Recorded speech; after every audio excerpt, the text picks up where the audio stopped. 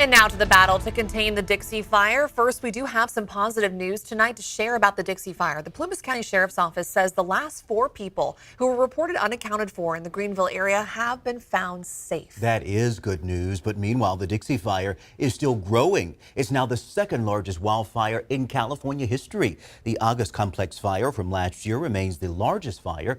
CAL FIRE says more than 489,000 acres have burned. Containment now up to 21%. The more good news is that aircraft has been grounded, or that was grounded because of heavy smoke, is now able to help in the firefight. And because of this fire still burning, many people have had to evacuate their homes. Some right now are living in tents. ABC 10's Ariana Cohen is joining us now live in Susanville, where she talked with people struggling through this nightmare. Yes, I did, Madison, and the air quality here has gotten progressively worse. You can even see the ash in the air, making it hard to breathe. We even had to use this atlas to get around because some of the signs are burnt down. Roads have detours. We made it here to Janesville, just miles away from the Dixie Fire. It's stressful, very stressful, but can't let it get to you. It's the pits, you know. Yeah. Eric Stifler is staying with family in Janesville after evacuating from his home in Lake Almanor West. And had no choice, had to leave.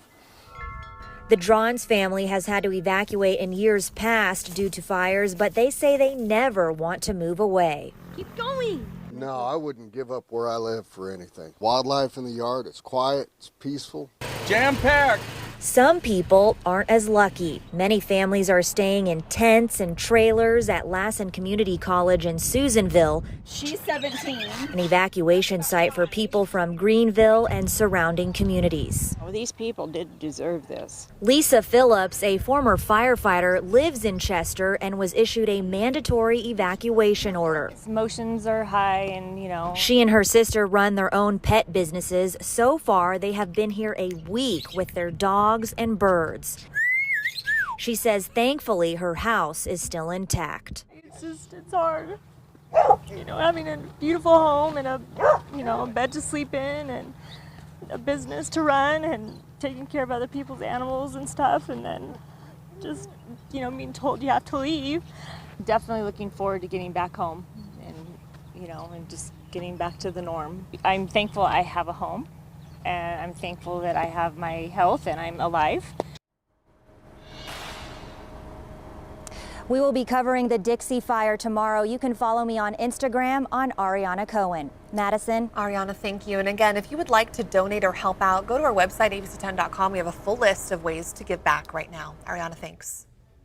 Well, containment is growing on the river fire burning in Placer and Nevada County. It's now up to 68%. The fire started 5 days ago and has burned more than 2,600 acres. As of today, CAL FIRE says more than 88 structures have been destroyed and more than 2,300 are still threatened. And listen to this. Because of the continued firefight, Colfax Elementary is now pushing back its start date by 1 week to August 18th. It all comes as more homeowners in the Colfax area return to their properties to see what is left today, Madison. Yeah, and ABC 10's Lena Howland spoke with one of those families who lost everything. Thanks, guys.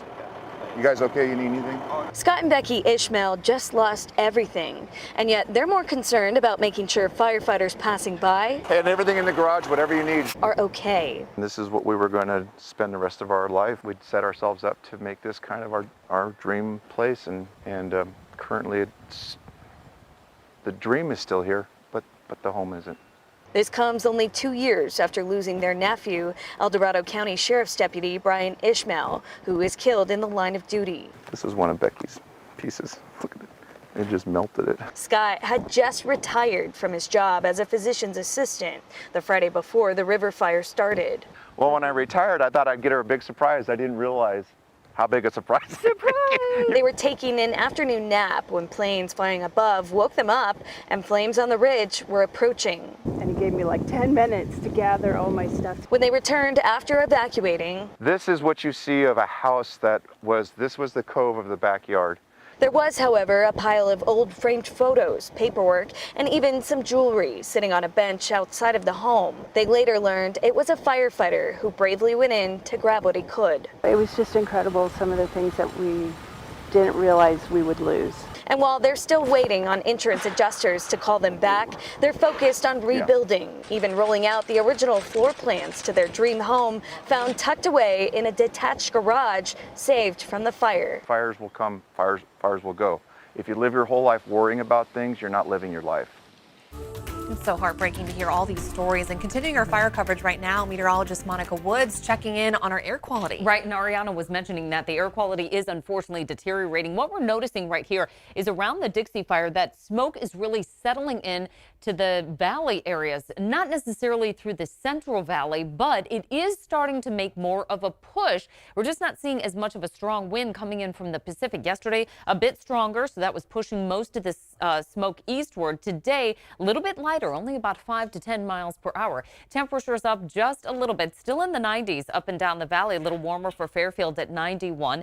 In the 90s for the most part for the foothills, and 80s up top for this year. So here's a look at how the smoke is going to settle in more towards the Tahoe area and parts of the foothills, especially just north of I-80 towards Grass Valley, Nevada City, and certainly around the Dixie Fire. But we have a couple of other fires burning just off to our west as well towards the northwest coast, and that's contributing to some of the smoke issues that we're seeing. So tonight we're going to see those temperatures fall into the 60s again, tracking the smoke as well as 100s returning.